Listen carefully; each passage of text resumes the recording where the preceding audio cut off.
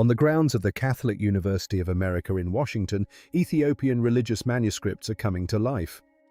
You may have a feeling that the resurrection story isn't the whole picture. For nearly 2,000 years, most of the world has been told a version that ends with an empty tomb, a stone rolled aside, and then nothing. Almost like the story fades to black and the credits begin to roll. But that ending was never accepted everywhere. Before we go any further, if you're drawn to stories that challenge the familiar and make you question what you thought you already understood, go ahead and like and subscribe, because what comes next pulls from ancient manuscripts, living traditions, and questions that can't be brushed aside with a simple, "That's just how it is." And as you listen, ask yourself quietly, if a page of this story had been missing all along, would you want to read it? Far from Rome, high in the rock-carved monasteries of Ethiopia's mountains, monks have preserved another way of telling this story for centuries. They don't speak of the Bible as a closed and final collection, as it's often viewed in the West, but as something broader, something larger. Their Bible contains not 66 books, but 81 pages few people have ever seen, accounts rarely discussed, traditions that never passed through the same hands or filters that shaped European Christianity. And within this ancient collection, it's said there exists a view of the resurrection that goes far beyond simply declaring that it happened, offering instead a deeper, more expansive perspective that most of the world has never been told. Rather than concentrating only on the moment of the resurrection itself, this perspective tries to explain what followed, what truly changed from that point forward. It goes beyond ideas of death and heaven, reaching into how God was understood, what the soul really is, and whether humans were ever meant to have direct access to truth, or at least the promise of it. According to those who preserve this tradition, these books survived precisely because they existed far from church councils, enforced reforms, and the religious power struggles that decided what was acceptable to read and what was not. They were guarded within a small, disciplined community, passed down quietly through silence, devotion, and time itself. This is where the story takes on even greater weight. The 81 books are not presented as random additions, but as ancient writings believed to be close to the earliest followers, texts that were later pushed aside rather than disproven.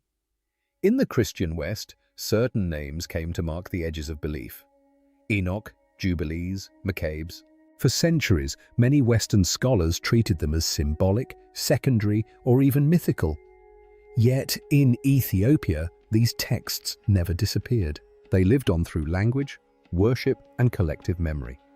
One especially striking detail comes from the German Gospels discovered in an Ethiopian monastery. Radiocarbon dating places them between 330 and 600 CE, making them some of the oldest surviving illuminated Christian manuscripts in existence. While large parts of Europe moved into periods of upheaval and loss, these remote regions continued copying texts, preserving parchments, and passing down a form of the faith that remained closely tied to its origins. And the content of these books is neither gentle nor reassuring. Take the Book of Enoch. It doesn't simply say that humanity failed before the flood, it asks why. It describes a collapse of cosmic order when 200 watchers descended to Earth, took human wives, and shared forbidden knowledge. How to forge weapons, manipulate desire, and read the movements of the stars. This is portrayed not just as rebellion, but as a dangerous exchange, knowledge given to humanity before it was ready to bear its weight. By this reasoning, the real issue wasn't simple disobedience. It was humanity gaining access to knowledge before the right time outside its proper place. Supporters of this view believe that this unsettling picture of a chaotic, unstable world, one that's difficult to govern or control, is exactly why the Book of Enoch was pushed aside in the Roman world while Ethiopia chose to protect it. But Enoch is only the first layer. According to this account, what truly challenges the reader appears in a text linked directly to the resurrection, often called the Book of the Covenant. In the more familiar tradition, Jesus briefly appears after rising from the dead and then departs. Here, however, the focus rests on the 40 days that followed, days that are described as anything but calm or incidental. These 40 days are not portrayed as a time of gentle goodbyes, but as an intense period of instruction. There are no public sermons meant for crowds.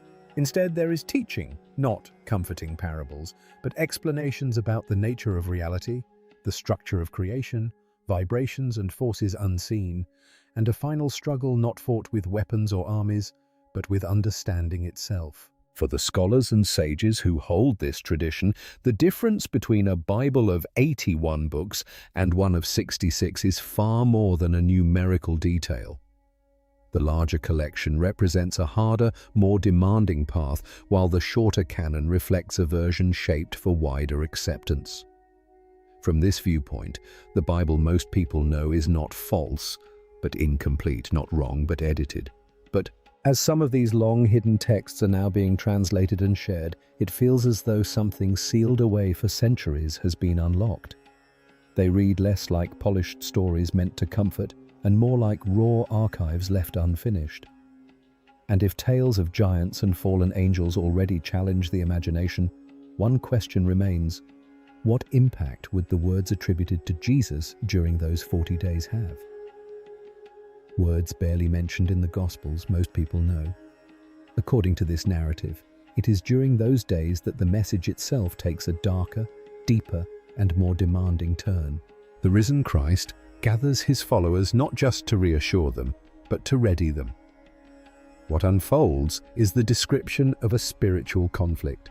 The world consumed by power, wealth, and outward display is portrayed as a stage largely influenced by a deceiving force. A clear warning follows: do not build temples of stone, because stone eventually falls. Instead, build an inner sanctuary that cannot be razrushed. This is not offered as a soft metaphor, but as direct instruction. The narrative also delivers an early warning about religious institutions themselves. It speaks of a time when people will invoke his name, dress in sacred clothing, and grow rich from devotion. There is even a reference to a future Rome that would turn a symbol of sacrifice into a tool of authority and control. What unsettles modern readers is how closely these warnings seem to align with historical events that unfolded long after the text was written. Alongside this, a distinct view of humanity is presented. Every person, the text says, is shaped by two opposing forces, like two winds. One leads toward life, the other pulls toward error, and error is not described as simple pessimism or bad choices, but as something invasive, almost parasitic. It enters through unchecked desire, a gaze fixed on what should not be sought, and words that distort truth. When this force takes hold, it hardens a person from the inside, turning them into what the text calls a walking tomb. The image is striking. Someone who breathes, eats, and moves through the world, yet is hollow within. In contrast, the cure offered is not ritual, sacrifice, or money. It is knowledge, awareness of the self, and constant attention to one's own thoughts. The teaching begins with a striking idea. The kingdom of God is not somewhere out in the world, but within, found in the quiet space between one thought and the next. From this point of view, such a message would be deeply unsettling to any empire that depends on obedience rather than individual conscience. The text weaves its warnings together with observations about the natural world. For centuries, references to moving air, hidden winds, or deep channels of water beneath the earth were dismissed as poetic language. Today, some readers see them differently, as early hints of global air currents or vast underground water systems that science would only identify much later. To those who follow this tradition, these parallels suggest the text held layers of knowledge far beyond its time. The tone here is anything but peaceful. It doesn't echo the familiar gentleness of well-known passages. Instead, it carries the urgency of final words spoken before a departure. Among its most unsettling elements is a warning. Darkness will not arrive as an obvious enemy. It will come wearing a familiar face, disguised as truth, embraced as salvation. Not as a demon to be feared, but as something people willingly accept.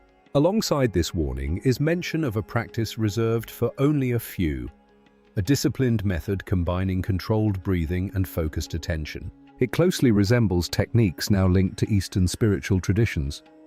This detail has fueled long-standing questions about the unrecorded years of Jesus' life and possible encounters with India or Tibet. Through this lens, Ethiopian teachings seem to connect with ideas like reincarnation, karma, and inner energy centers expressed through ancient language rather than modern terms.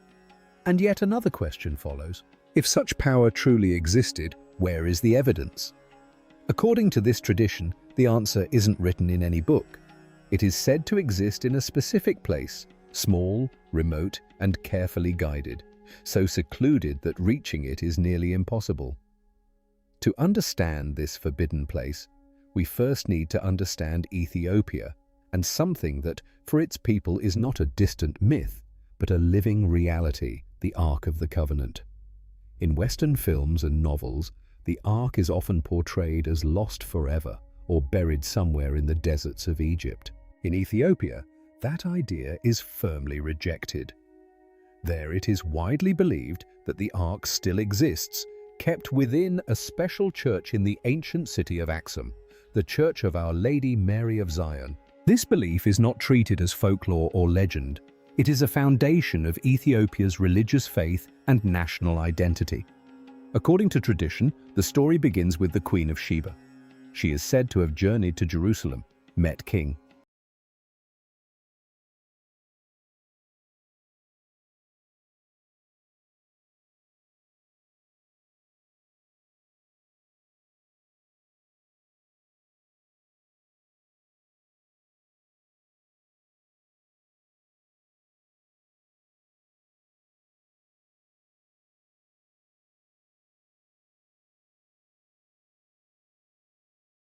Solomon, and later returned home carrying his child. That child, Menelik, would grow up to become Ethiopia's first king. Years later, Menelik traveled to Jerusalem to meet his father. Solomon reportedly offered him the throne, but Menelik declined. Still, he did not return to Ethiopia empty-handed. The Kebra Nagast, Ethiopia's royal chronicle, tells how Menelik and his companions secretly replaced the true Ark of the Covenant with a replica and carried the real Ark out of Jerusalem without anyone noticing. From this perspective, the Ark was never a symbolic or decorative object. Biblical accounts describe it as a force capable of killing, emitting fire, and overpowering entire armies. To modern readers, these descriptions sound less like myth and more like the effects of intense energy, something closer to radiation or an advanced power source than a ceremonial chest. And this is where the story becomes even more unsettling.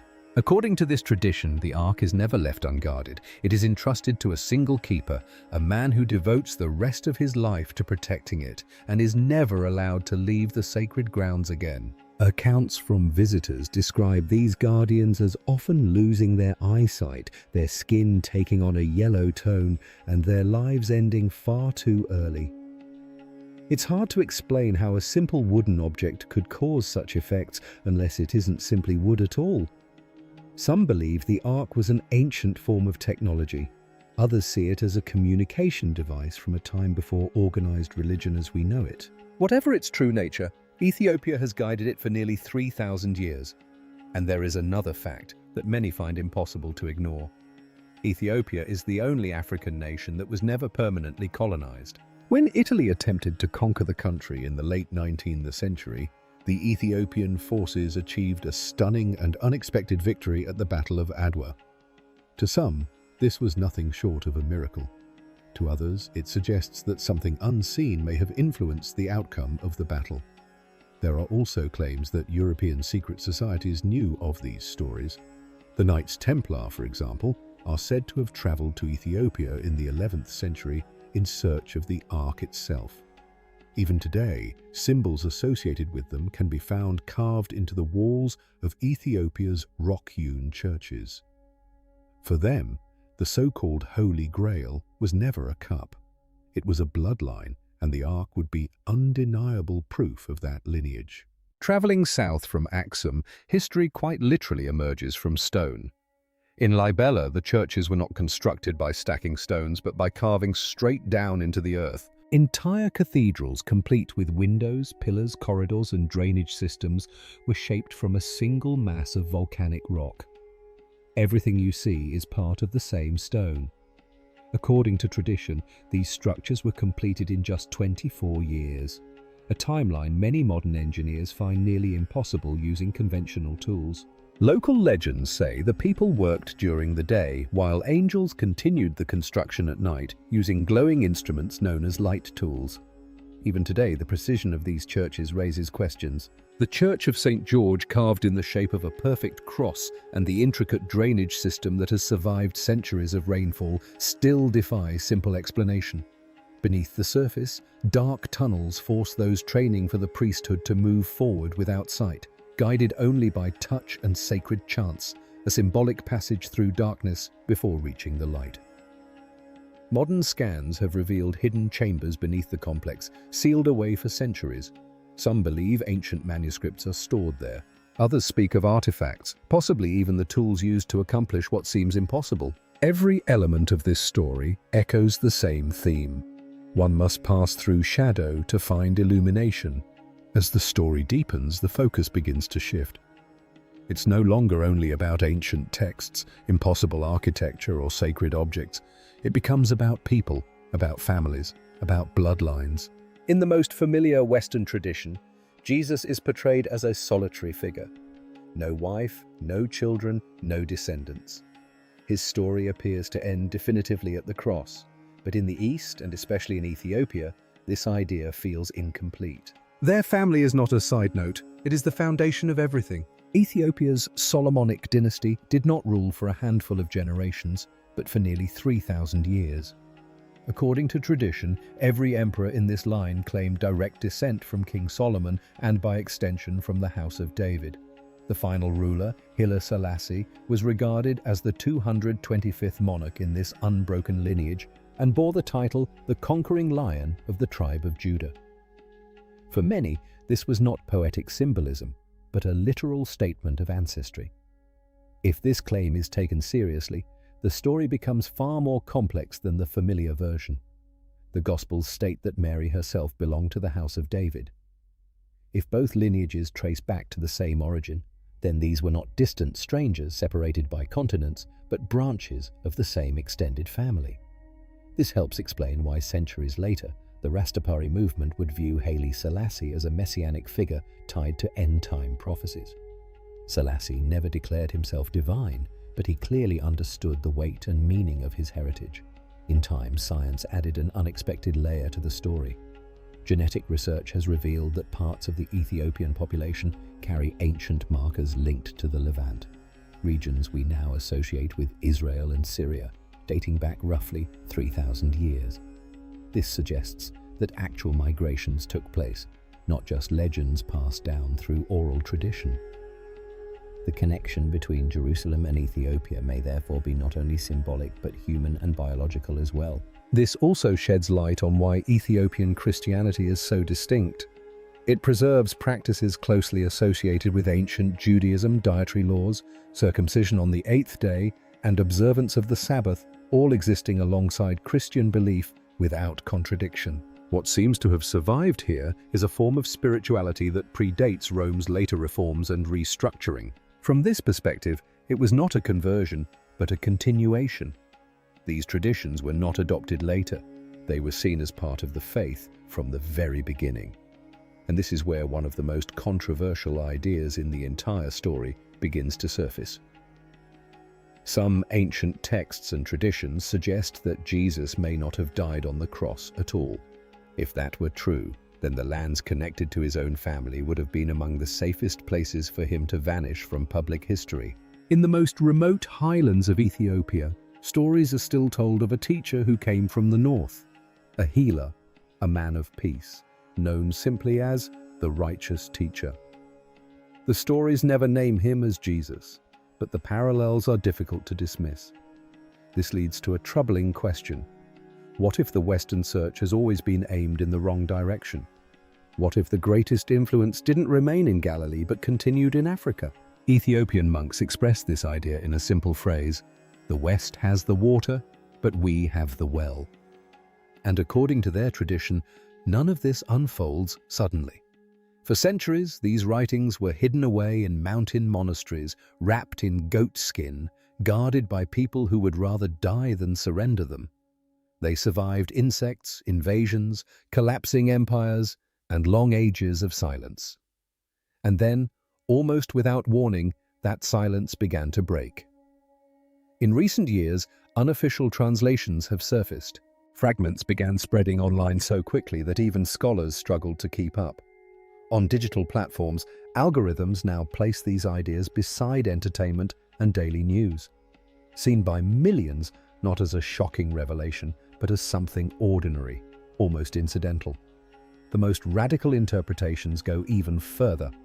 They claim these texts describe a kind of fail-safe for humanity, something meant to activate only at a specific moment in history. They portray the present age as one of layered illusions, people speaking without mouths, seeing without eyes, caught inside a web that doesn't fully exist. For many readers, the parallels to the internet and artificial intelligence are impossible to ignore. And that is what makes this theory so deeply unsettling. These sages didn't only preserve religious belief, they passed down guidance for surviving in an age of illusion. When reality grows uncertain and trust in governments, media, and institutions begins to collapse, buried truths have a way of resurfacing. And to understand why this story feels so relevant now, all you have to do is look around. Confidence in authority is fading, institutions are questioned, and people are searching not just for leaders, but for meaning. This is why these books strike such a deep chord. They echo a feeling many have carried for a long time, that something was missing, that history was incomplete, that what we were given was a polished and simplified version of a much larger story. The final charge is blunt. These texts were removed not just to make belief easier, but to weaken humanity, to shift people from active participants in a larger struggle into passive spectators. And if parts of these manuscripts are not only spiritual, but also technical, if they speak of earth-shaking forces or lost knowledge from before the flood, then what is returning is not simply another religion. It is an ancient way of understanding reality that never truly vanished. The real question then isn't whether all of this is literal truth or symbolic myth. The question is more unsettling. If the past was edited to control the present, what else has been concealed? And would you dare to read what was never meant to be read? This is where the story stops pointing backward and begins pointing directly at us.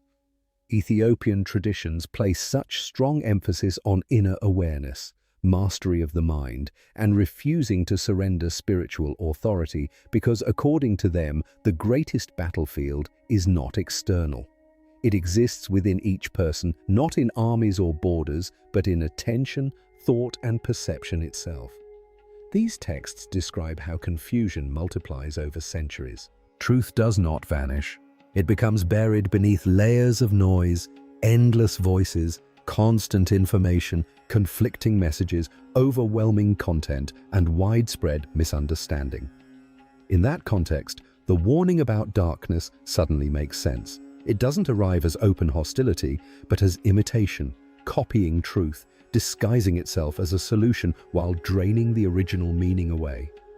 That is why these teachings stress understanding over belief, awareness over repetition, seeing over reciting. Silence in this view is not emptiness, but a tool. The pause between thoughts becomes sacred ground. From that stillness, they say, one can discern, recognize when a thought is born from fear, when it seeks control, and when it connects to something deeper. And this kind of spirituality, direct, inward, and uncompromising, is deeply uncomfortable for any system that depends on constant intermediaries. If every person could access what they truly need without permission, quotas, or rigid hierarchies, power would inevitably shift. And that helps explain why these traditions never aimed for rapid spread or mass conversion. Their goal wasn't to persuade the world, it was to endure, not to dominate history, but to survive it. At this point, many people ask whether all of this should be taken literally. Were the angels actual beings or symbolic figures? Were the ships advanced technology or metaphors? Were the winds physical forces or states of mind? Interestingly, within Ethiopian tradition, these questions are not the focus. What matters is not how these things happened, but what they stir in us now. What do they awaken in the listener? Perhaps that is why these stories resurface during moments when humanity faces the same fundamental questions raised in ancient texts. Who controls knowledge? What is real? What is manipulation? And how much of our autonomy do we willingly surrender to systems that offer comfort in exchange for our attention? The difference is that control once appeared openly. Today it is subtle, worked, layered, and almost invisible. From this perspective, there is no need to wait for some dramatic event to speak of the end times. The true decline would be internal, a slow disconnection from one's own awareness. And liberation, according to this view, would not come from the outside, but from memory. Remembering who you are. Remembering that you can observe without reacting, think without being swept away, and remain conscious even in noise. This is where many feel these stories strike something deeply personal. Not like a doctrine, but like a mirror. They do not ask you to believe. They ask you to see. They do not say, "Follow me." They say, "Wake up." And that explains both their attraction and their rejection. These teachings do not promise safety or certainty. They promise responsibility. Perhaps that is why Ethiopia, with its quiet monasteries, rock-hewn churches, and unique biblical canon, appears in this story as the guardian of a different way of understanding faith. Not better or worse, just raw, less polished, less controlled. A faith that does not seek approval or applause, even though today, ironically, it travels through glowing screens. And so we return to the beginning, to the empty tomb. Perhaps the silence was never the ending, but the starting point. Perhaps what came afterward was not lost, but diverted, waiting quietly for the moment when someone would ask the right question again. Not what should I believe, but what should I see within myself? At this point, the story seems to move toward a conclusion, yet it never fully closes, as if a door has been intentionally left slightly open. Because from this perspective, everything said would be meaningless if it remained sealed off. Like any powerful story, its purpose was never to impress, but to provoke, to create inner movement, discomfort, a spark. Ethiopian monks often say that true knowledge is not imposed, announced, or shouted with trumpets. It is recognized, and that is why these teachings never spread as a conquering movement, never sought territory, and never tried to persuade the masses. These teachings remained hidden, not out of fear, but out of care, out of a sense of kinship. Not everyone is ready for a truth that cannot simply be explained or handed over. In this understanding, resurrection is no longer just a one-time event in the distant past. It becomes an ongoing process. Not something that happened to a single person, but something that can happen to anyone willing to pass through the darkness of their own awareness. A closed, unconscious way of living comes to an end. Resurrection becomes a clearer way of being. That is why the constant attention to one's thoughts, to what we allow in through our senses and our words, takes on a deeper meaning. This is not about moral rules. It is about strategy. Because according to these texts, the real danger doesn't arrive through open violence, but through endless distraction.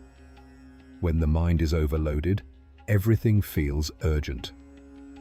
Peace disappears, and the inner connection fades without anyone noticing. That is why the adversary described here doesn't scream or destroy outright. It seduces, it imitates, it offers fast answers, it dresses itself as light. And paradoxically, it can drain anything of its meaning by speaking the language of faith, spirituality, or progress. It doesn't need to deny truth. Overwhelming it is enough. Seen this way, the warning against building temples of stone gains a deeper layer. It isn't a rejection of sacred places, but a reminder not to confuse the symbol with the essence. Anything external can be manipulated, commercialized, and exploited. What is internal is far harder to take. This is where the image of the retreating teacher begins to make sense, not as abandonment, but as a test. If everything depended on a physical presence, the teaching would remain fragile. By stepping back, responsibility shifts to each individual to become the guardian of their own awareness. Much like the lone guardian of the Ark, dedicating his entire life to protecting something that cannot be displayed without danger. Perhaps that is why the story of the Ark focuses less on what it is and more on how a single person, unseen and unheard, devotes a lifetime to guarding it without applause or an audience. The message is not, look at what we possess, but look at the cost of protecting what truly matters. And when that idea is taken inward, it becomes even more demanding. In the end, everything returns to the same question that has echoed through history in many forms. Who governs your mind? What captures your attention? What do you consume, fear, and desire? Or can you still see clearly without constant distraction? The Ethiopian texts, whether read literally or symbolically, stress that freedom is not something granted from outside. It is something created from within. And perhaps that is why this story is resurfacing now in an era of non-stop connection, fragmented identities, and competing versions of truth. Not to prove that it happened, but to ask a far more personal question. What will you do with what you hear? Knowledge alone changes nothing if it isn't lived. And maybe it doesn't even matter whether every detail is historical or metaphorical. What matters is the quiet invitation beneath it all. To step off autopilot, to return to awareness, to recover a sense of inner peace. If anything remains to be resurrected, it is not hidden in a book, a relic, or a distant place. It lives in the way you choose to be present right now. And so the circle nearly closes, not with a final answer, but with a choice. To keep searching outward, or to begin looking inward. Because according to this ancient tradition, the greatest secret was never hidden on some faraway mountain. It was always there, waiting for a moment of attention, for someone to pause long enough to notice it. And that is how the story ends. Not like closing a book, but like turning off a light so the eyes can adjust to the dark. Because in the end, the truth was never outside at all. It wasn't hidden in a tomb, sealed behind a rolling stone, or locked away in an ancient manuscript guarded by monks on a mountain. The ending, or rather the continuation, was always inward. In this tradition, the story of the resurrection is not meant to convince you to adopt a new doctrine or trade one belief system for another. Its purpose is far more unsettling. It asks you to take responsibility for your own mind, to recognize that the greatest deception is not that information is kept from you, but that you are constantly distracted, divided, and reacting. That you spend so much energy trying to understand the world that you never stop to ask, who is the one watching? That is why this story does not conclude with a dramatic revelation or a sign displayed for all to see. It ends with a quiet but decisive warning. If everything you've heard feels interesting, yet nothing in your life changes, then your way of living remains at the level of entertainment. And this knowledge, whether taken as literal or symbolic, was never meant to entertain. The empty tomb was not the conclusion. It was a test. Its absence forced the followers to choose, continue relying on something external, or begin cultivating presence from within. That same choice appears again today, in a world overflowing with voices, opinions, and absolute truths that vanish with the next headline. This is why the tradition places such emphasis on silence, observation, and mastery of attention. Without these, any truth becomes just another story. With them, even myth becomes a way not to escape reality, but to move through it with clarity.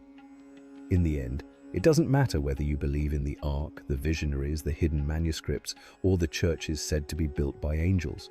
What matters is the question that remains when everything grows quiet. Are you living fully awake or simply reacting to what comes at you? Are you building temples in the outer world or cultivating something within that cannot be taken from you? Ethiopian monks often say the West has the water and they have the well. But perhaps the well is not in Ethiopia or Rome or Jerusalem. Perhaps it has always been in the one place few people think to look. And perhaps the true resurrection did not happen only once 2,000 years ago, but happens every time someone breaks free from inertia and remembers who they are. And there the story ends, not with a final answer, but with a silent invitation.